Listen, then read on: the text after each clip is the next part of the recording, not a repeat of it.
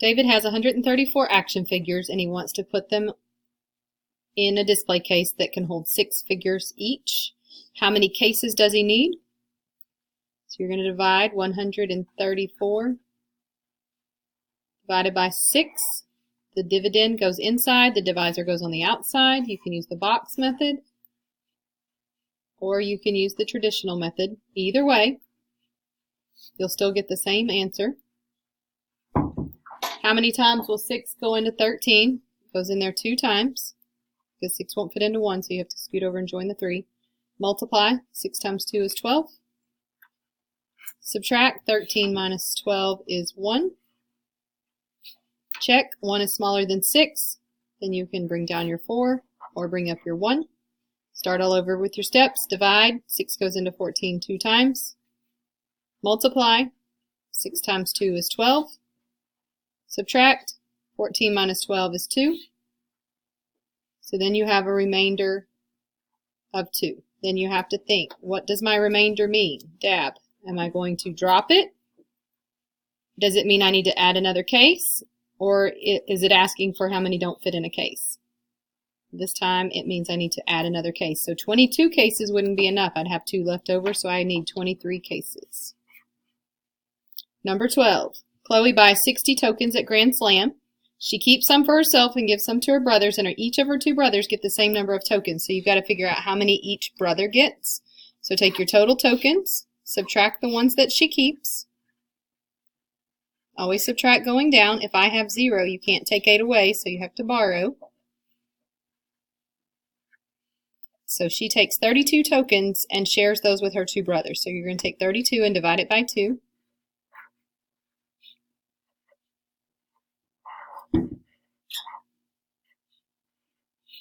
Two goes into 3 one time. Then you multiply. 1 times 2 is 2. Subtract. 3 minus 2 is 1. Check. 1 is smaller than 2. So you can bring down your 2 or bring up your 1. Then you're going to go to the next step. 2 goes into 12 6 times.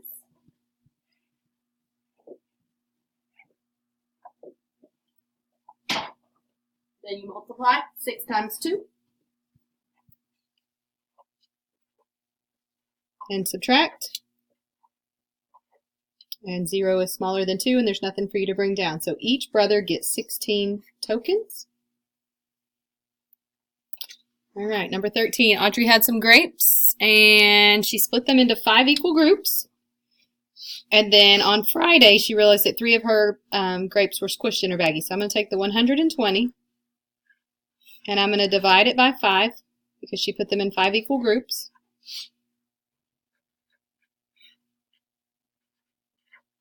Five won't fit into 1, so you go into 12. 5 goes into 12 2 times.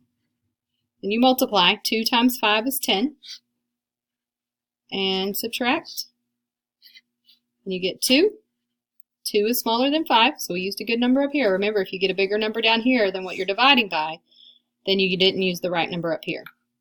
So now I'm going to bring my 2 up, or my 0 down, and divide again. 5 goes into 20 4 times. Then you multiply. 5 times 4 is 20. And subtract. 20 minus 20 is 0, so I have a remainder of 0. Now my question asked how many grapes were left in the baggie on Friday. Well, there's 24 grapes in each baggie, but remember that 3 of them were squished. And so you need to take away the 3 that were squished. And so she had 21 grapes in her baggie.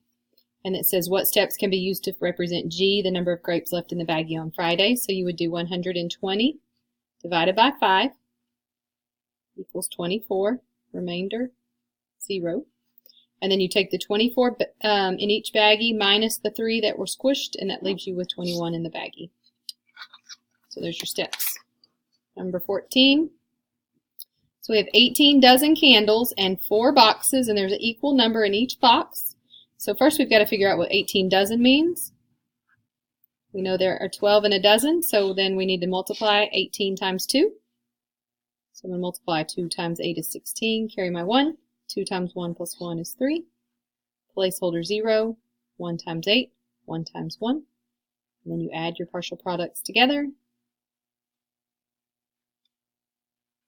You get 216, and then we have to divide that into the 4 boxes.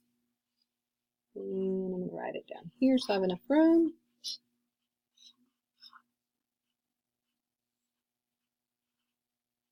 Four won't fit into 1, but it'll fit into 21 5 times. 5 times 4 is 20. Subtract, and then bring down or up. And now you guys are just checking these problems, so that's why we're going through these faster. 4 will go into 16 4 times.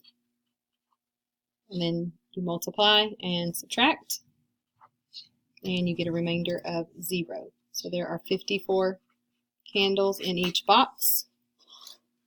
Alright, so Dax had some lemons, and he bought 3 lemons for 39 cents. So you can find out how much 1 lemon was by doing 39 divided by 3.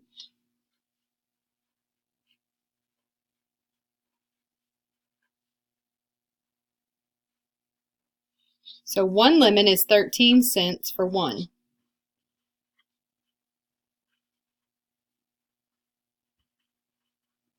So then you could multiply to figure out how much 5 lemons would be. You would do 13 times 5. I know 5 times 12 is 60, so 1 more 5 is going to make 65. Or you can multiply. 5 times 3 is 15. Carry your 1. 5 times 1 plus 1 is 65. So it would be 65 cents for 5 lemons.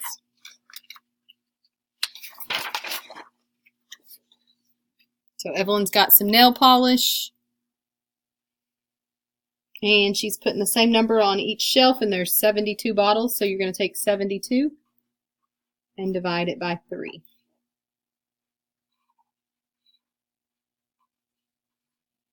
Three goes into 7 2 times. Multiply, then subtract. You have 1 left over. Join it with the 2. For 12, now you divide again. 3 goes into 12 4 times. Multiply, 4 times 3 is 12. And subtract. 0 is smaller than 3, so there will be 24 bottles on each shelf. 18 students are going to the Newsboys concert. 5 people can go in each car, so how many cars will be needed to transport all the students to the concert? 18 people divided by 5 in a car.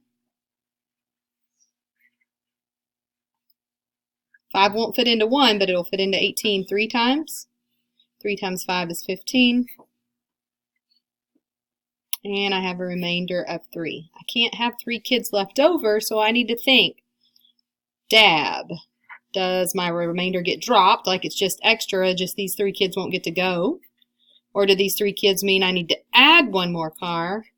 Or is it asking me how many kids don't fit in a car? Well, this means I'm going to add another car. 3 cars isn't going to be enough for everybody to get to go. You don't want to be one of these 3 left behind. So that means I need to add 1 car. So I need to have 4 cars.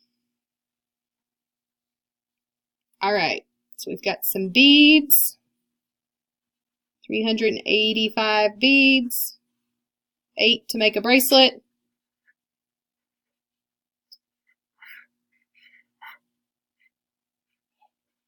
Three won't fit into 8, but it will fit into 38 4 times. Multiply and subtract. You have 6 left over. Join that with the 5. Bring it down for 65 or bring it up for 65, and then you divide again. 8 goes into 65 8 times. 8 times 8 multiplies your next step is 64. And you subtract. And then think here. Are you going to drop your remainder? Like those are just extra beads? Does that mean you're going to add 1 more bracelet?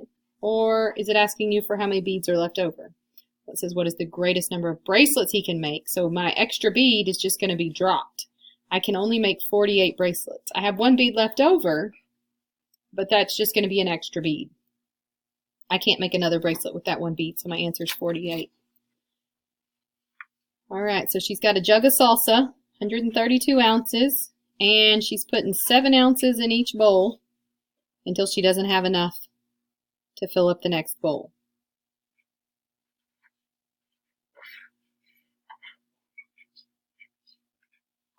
So 7 won't fit into 1, but it'll fit into 13 one time. Multiply and subtract. You have 6 left over. Join it with the 2. And then now you say, how many times will 7 go into 62? Well, I know 7 times 9 is 63, so that's too big. So we're going to use 7 times 8 is 56. We're going to subtract. Have to borrow. And you have 6 left over. Are we just going to drop these 6 ounces of salsa that don't fit in the next bowl? Does it mean we're going to add another bowl, or is it going to be the answer? This is how many fluid ounces of salsa were left in the jug, so it's going to be the answer. So it's 6 fluid ounces were left in the jug. It was 18, remainder 6. This time our remainder is the answer. All right, so Coach Rooney bought 7 boxes of granola bars, and there's 12 granola bars in each box, and then she gives 1 to each player, and there's 6, until they run out of granola bars. So you've got to write a number sentence that can find G, the number of granola bars that each player received. So you're going to have to take 7 and multiply it times 12 first to find out how many granola bars you have. And since we know our multiplication facts, we know that's 84. And then we have to take that number and divide it by 6, because there's 6 players on the team. So each player is going to get 1 until they run out. 6 goes into 8 one time. Then you're going to multiply and subtract. Join it with the 4. And then divide again. 6 goes into 24 4 times. Multiply. And you have a remainder of 0. So each player is going to get 14 granola bars. Here's our number sentence to find G. It's 7 times 12 divided by 6 equals G, and we know that G is now 14. All right, so now you should be ready to go for our test tomorrow. These questions are all very, very similar to the test. I took the questions from the test, changed the names, changed a little bit about the problem, like maybe changed juice to salsa or something like that, and changed the numbers. So you're going to be able to work through the test pretty well if you understood how to work these problems. I know we went over these quick, but you should have just been checking your work, not working it. So, and if you needed it to slow down, you could pause it and rewind it. So I hope you have a great evening, and I'll see you tomorrow.